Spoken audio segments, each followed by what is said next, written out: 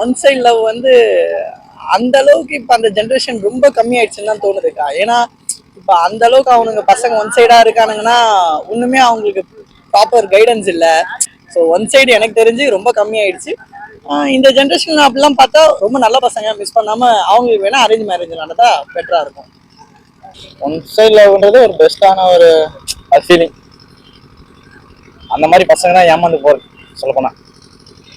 பசங்களும் சொல்ல முடியாது, பொண்ணுங்களும் சொல்ல முடியாது.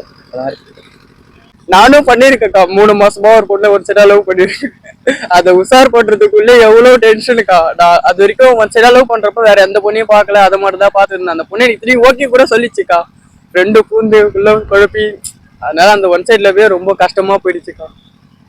அந்த ஃபீல் நல்லா இருக்கும். இப்போ எப்படி சொல்றது, அந்த பொண்ணுங்க போய் பேசிட்டா அந்த ஃபீல் அப்படியே முடிஞ்சிடும். இப்போ அப்படியே பேசாம அப்போ பார்க்கும்போது கொஞ்சம் சந்தோஷமா இருக்கும். அந்த ஃபீல் எனக்கு ரொம்ப பிடிக்கும். போயிட்டு பேசி தரான ஃப்ரெண்ட்ஸ் எல்லாம் லவ் பண்ணி இந்த நிறைய கஷ்டம் அனுபவிச்சிருக்காங்களா, அதெல்லாம் அது இது போகக்கூடாதுன்னு இருக்கு. எல்லாம் வந்து அழுதுட்டு இருப்பானுங்க. அப்போ இது அந்த ஒன் சைடு ஃபீல்லாம் செம்மையா இருக்கும்க்கா. ஒன் சைடாக லவ் பண்ணிட்டு போயிடலாம் தெரிஞ்சு. ஒன் சைட் லவ் தான் அதிக வழிகள் கொண்டதுன்னு நினைக்கிறேன். அதிக வழிகள் இருக்குது அதுதான். ஒன் சைட்ல வந்து சங்கடம்க்கா, ரொம்ப சங்கடம். அது பாவம் என்னைய வாங்க ஒரு சைடு லவ் பண்ணிட்டு இருப்பாங்க, கடைசி வரைக்கும் சொல்ல முடியாம பாதி வாழ்க்கை போயிடும். லவ் பண்ண நினைச்சிட்டு இருப்பாங்க, ரொம்ப கஷ்டமாயி போகும்க்கா.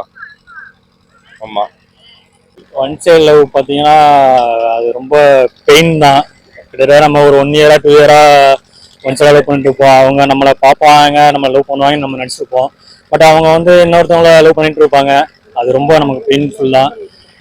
ஒன் சைடா மேபி நம்ம பார்த்துட்டோம்னா நம்ம டக்குன்னு நம்ம லவ் சொல்லிடுவோம். அப்படின்லாம் சொல்லாமல் இருந்துடணும். இதுதான், வேற எதுவும் நல்ல ஃபீல். ஸோ எக்ஸ்பீரியன்ஸ் பண்ணியிருக்கேன், நல்ல ஃபீல் அப்படின்னு சொல்லலாம். ஒன் சைட் லவ்வா நான் அதான் பண்ணிருக்கேன். ஒன் சைட் லவ் தான் பண்ணிருக்கேன். அது பெஸ்ட் தாங்க எனக்கு தெரிஞ்சு. மனசுக்குள்ளே வச்சுட்டு கடைசி வரைக்கும் சொல்லாம இருந்து அவளுக்கு மேரேஜ் பண்ணும்போது நம்ம கண்ணீர் வடிக்க வேண்டியதுதான், முடிஞ்சு. வேஸ்ட்டுங்க, லவ் வேஸ்ட்டுங்க. இதுல one side 2 side love waste, மொத்தத்துல ஃபுல் வேஸ்ட்.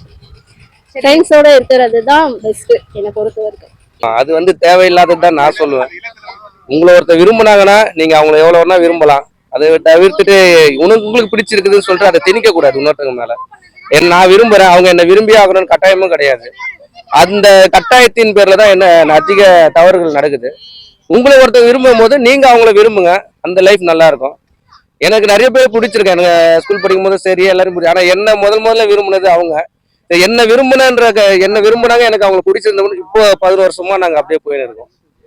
அது அப்படியே தொடரும் நினைக்கிறேன், தொடரும்.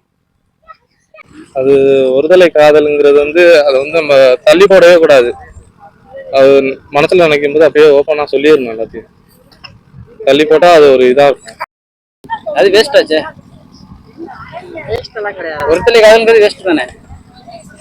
ஒருத்தலை காதல்னா என்ன சொல்றதுன்னா அவங்க மனசு பிடிச்சதா ஃபீலிங்.